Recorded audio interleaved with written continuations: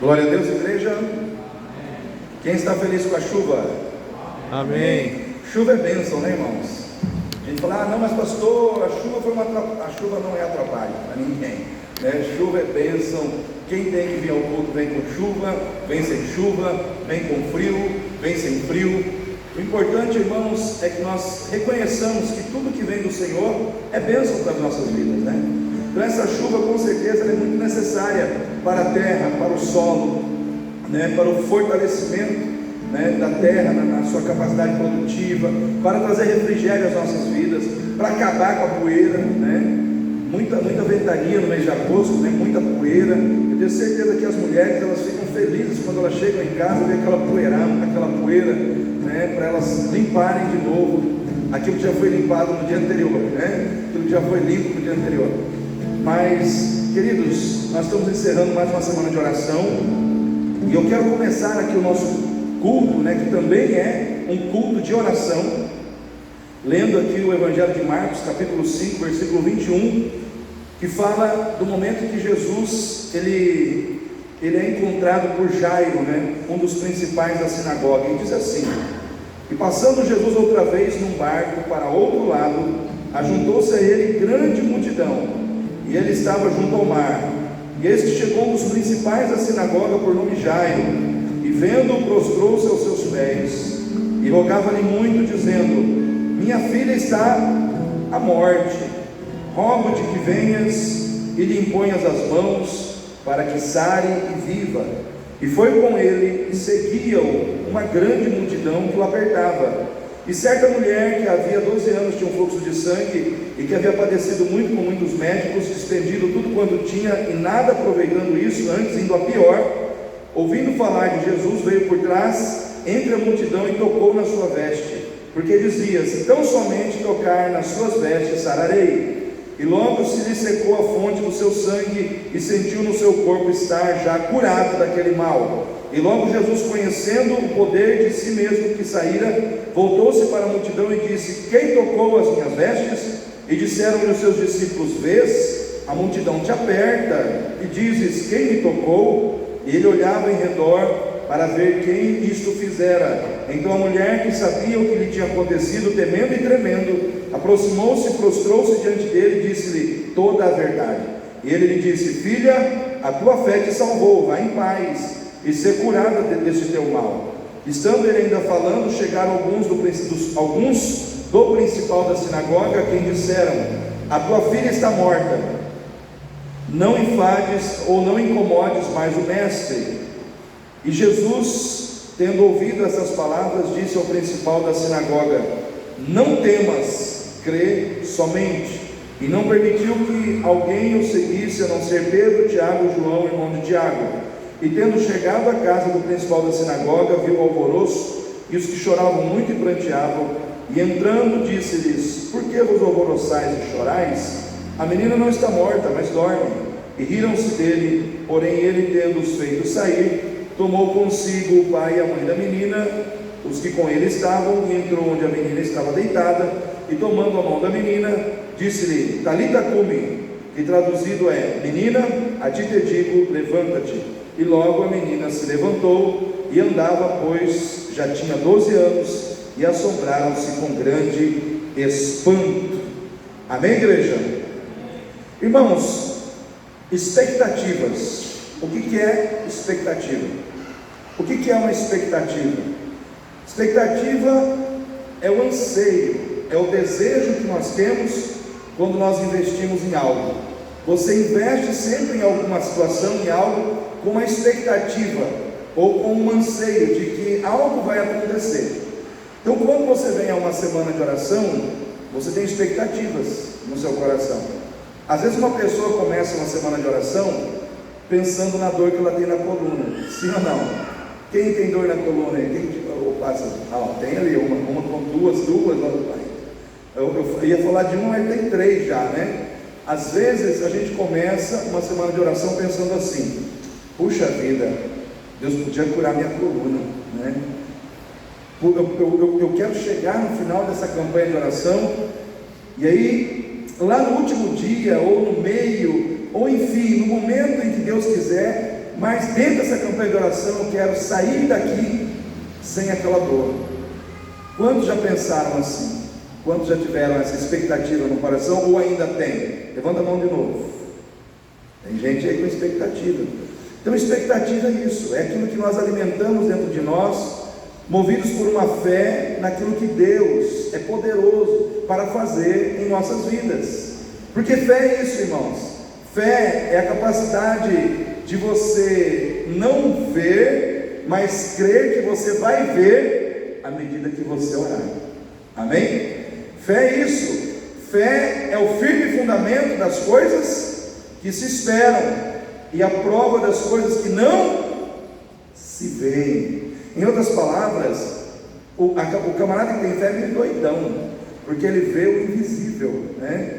Ele vê aquilo que as pessoas, ou aquilo que a ciência, aquilo que o racional considera como algo invisível. Então eu não preciso ver anjo para saber que anjo existe, amém? Eu não preciso ver Deus para saber que Deus existe. Eu não preciso ver Jesus, tocar em Jesus para saber que Ele é real e mais, que Ele está vivo, né? Ele ressuscitou, está vivo. Não preciso, eu preciso crer. Então a fé, irmãos, ela é exercitada quando você ora.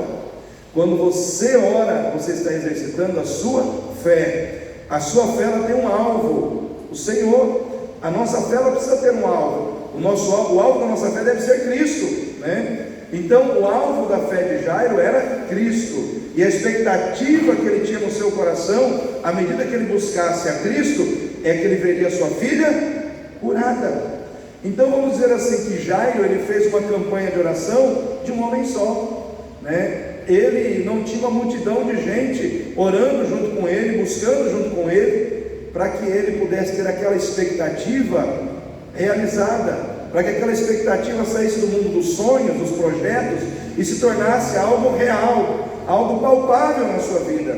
Por isso eu quero dizer para você nessa noite, não desista quando você se sentir sozinho na sua busca, amém? Fala para o seu irmão assim, não desista quando você estiver sozinho, ou se sentir sozinho, né?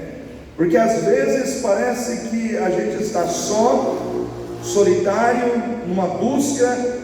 E eu quero dizer para você, Jairo, ele buscou sozinho, solitário, não tinha um monte de gente da casa dele com ele, era ele só. Ele estava ali buscando ao Senhor, porque ele tinha um alvo, um propósito que ele queria ver realizado dentro da sua casa. Ele não estava buscando para ele, mas ele estava buscando para alguém que ele amava e que estava dentro da sua casa. Era a sua filha que estava doente, e ele foi, e ele buscou, e ele perseverou, ele caminhou dentro daquela busca com Jesus, ele perseverou em caminhar com Cristo, mesmo quando Cristo não estivesse, mesmo quando Cristo ainda não tinha feito nada por ele. E às vezes, queridos, nós temos que perseverar em caminhar com o Senhor Jesus, mesmo quando aparentemente Ele não fez nada por nós, porque Ele estava ali caminhando com Jesus, e teve uma caminhada até Ele chegar na sua casa, né? Mas Ele não desistiu. O que eu quero começar essa campanha, esse culto, desse último dia da campanha de oração, dizendo para você, não desista, não desista de crer no agir de Deus sobre a sua vida. Não desista, não desista quando alguém que começou a buscar a Deus depois que você recebeu o milagre antes de você. Amém? Vou repetir, não desista quando alguém que começou a buscar a Deus depois de você, de repente recebe o milagre antes de você. Sabe o que acontece muitas vezes com a gente? A gente começa a buscar Deus antes, a gente está na igreja antes, a gente já está mais velho na fé, e aí de repente a gente tem aquela ideia de que às vezes por causa disso Deus vai fazer antes na nossa vida, e não é, irmãos. Tinha uma mulher com fluxo de sangue, sim ou não? Quem chegou primeiro em Jesus? Foi o Jairo ou foi a mulher? Quem chegou antes, irmãos? O Jairo. O Jairo, ele chegou antes. Se fosse um esquema assim, vamos dizer assim, os milagres de Deus acontecem por ordem de chegada. Não tem essa questão da ordem de chegada, né? Quem chegou? Você chegou, então você vai receber primeiro, né? Irmãos, não tem ordem de chegada, né? Não tem ordem de chegada. Deus faz do jeito que Ele quer, quando Ele quer, né? E Ele faz, irmãos, da forma que Ele quer, e nós não temos como intervir nisso, né? Aquela mulher chegou na fila depois, mas foi atendida antes, e nós não temos que questionar isso, né? Nós não podemos, irmãos, desistir porque a gente está vendo Deus fazer milagre na vida dos outros e não faz na nossa. Porque eu já vi crente agir assim: puxa, mas Deus fez naquele, Deus curou aquele, mas na minha, por que na minha ainda não veio? Aí nós somos tentados a desistir. Eu quero dizer para você: não desista. Jairo não desistiu. A mulher foi curada antes dele, né? Recebeu o milagre antes dele, mas chegou a hora em que o milagre chegou para ele, chegou na casa dele. Então tem o seu momento, tem a sua hora, né? Deus não faz nada antes do tempo e nem depois do tempo. Deus sempre faz as coisas na hora certa, né? O relógio de Deus, em relação ao seu agir, ao trabalhar dele nas nossas vidas, sempre acontece na hora certa. Irmãos, tem gente que a hora certa de receber é diferente da hora certa da vida do outro, né? Tem gente que, se Deus entregar algo para ela, ela se desvia, se afasta, sai da presença de Deus, e Deus não vai fazer isso. Então Deus tem a hora certa para fazer, mas não desista, porque assim como chegou o milagre na vida do outro, também vai chegar na sua. Eu profetizo isso em nome de Jesus. Eu profetizo isso em nome de Jesus sobre a tua vida. Não desista. Não desista de crer no agir de Deus quando as pessoas que caminham com você já desistiram. Porque a palavra de Deus diz, irmãos, que num dado momento chegou alguns, a Bíblia diz, alguns do principal da sinagoga. Eu não sei se eram parentes, eu não sei se eram amigos íntimos dele. A Bíblia diz: alguns do principal da sinagoga chegaram ali, e eles chegaram e disseram para ele assim: desiste, já era, não vai acontecer, né? Porque no coração deles, eles já tinham desistido, eles já tinham abandonado a ideia do milagre, e eles queriam que Jairo entrasse na deles. Muitas vezes, irmãos, tem gente que faz parte do seu círculo, que eu não sei se são parentes, são amigos teus, que não tem a fé que você precisa ter, e que quando vê o seu problema, começa a julgar que o seu problema não tem solução, começa a julgar que o seu problema não será resolvido, começa a semear no teu coração palavras negativas para tirar a sua fé. Mas nesse momento em que aconteceu isso com Jairo, Jesus olhou para ele e disse: Jairo, não temas, crê somente. Naquele momento Jairo tinha duas opções: ou ele ficava com a palavra dos incrédulos, ou ele ficava com a palavra de Jesus. Graças a Deus, ele preferiu crer na palavra de Jesus e deixou a palavra dos incrédulos para trás.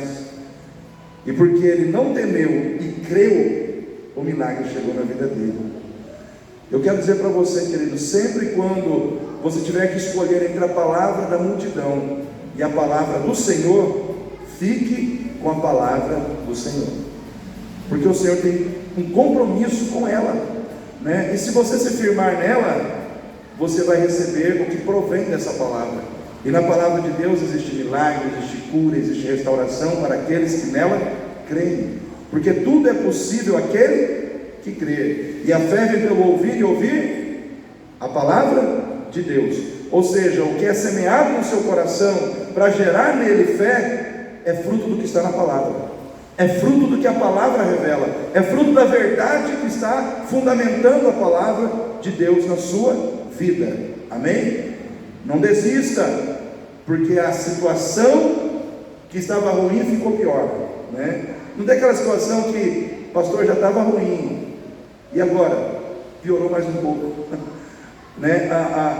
A menina estava doente, aí chegaram para ele e disseram que ela havia morrido. Ou seja, curar um doente é uma coisa, agora ressuscitar um morto já é um pouquinho mais difícil, né, irmãos? Curar um doente, até um ser humano, um médico consegue, mas ressuscitar morto, só Deus pode fazer isso. O que era ruim ficou pior. E Jairo estava tentado a desistir. Porque, irmãos, os problemas, quando eles chegam na vida da gente, eles castigam a vida da gente. Sim ou não? Eu me sensibilizo bastante com as pessoas quando eu vejo o sofrimento das pessoas. A minha sogra não veio hoje, por exemplo, porque ela está com muita dor nas costas, muita dor na coluna. Ela gostaria de estar aqui. Eu fico sensibilizado com a vida dela, né? E a gente já orou pedindo cura sobre a vida dela, mas essa cura ainda não veio. Mas nós não podemos desistir, né? Só que a gente vê que às vezes o problema castiga a pessoa, machuca a pessoa, fere, debilita, né? Aí quando é um problema que já é grave, ele fica pior, é natural do ser humano desanimar e querer desistir. Jairo foi tentado a desistir, mas ele não desistiu. Às vezes o que eu estou falando aqui encaixa com a realidade de alguém que está aqui hoje.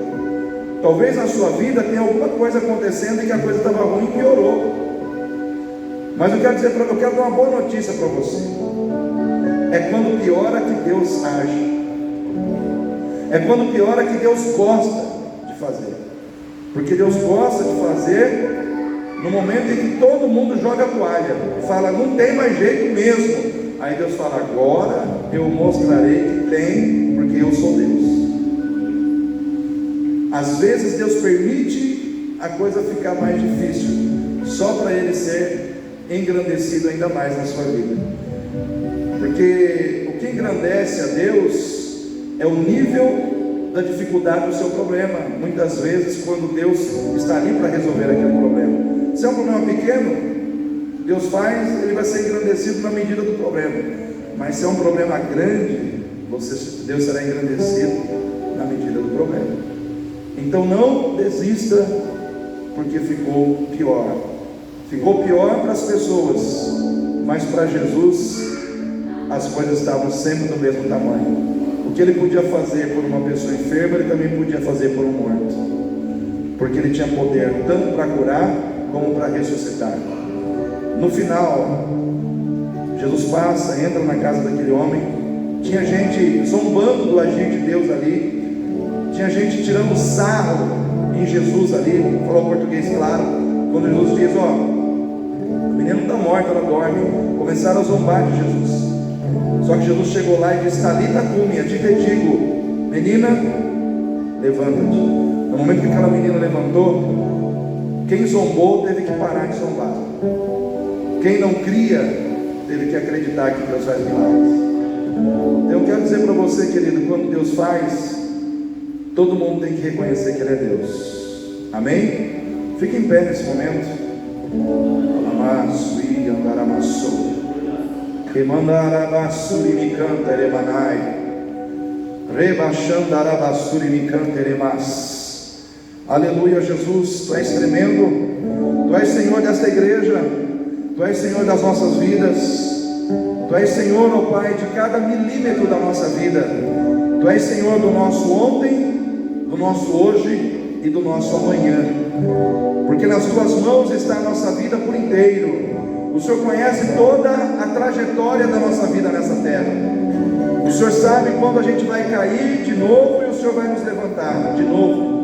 O Senhor sabe, meu Pai, quando nós vamos vacilar e ali o Senhor vai nos fortalecer e vai nos levantar. O Senhor sabe, meu Pai, o que vai dentro do nosso coração. E nessa noite eu quero glorificá-lo, engrandecê-lo neste lugar e declarar que o Senhor é Deus sobre essa igreja. Oh, andai sou de rai. Em nome de Jesus, Senhor, seja glorificado neste lugar, seja glorificado em nossas vidas, Pai, porque o Senhor é Deus e nós somos Teus servos.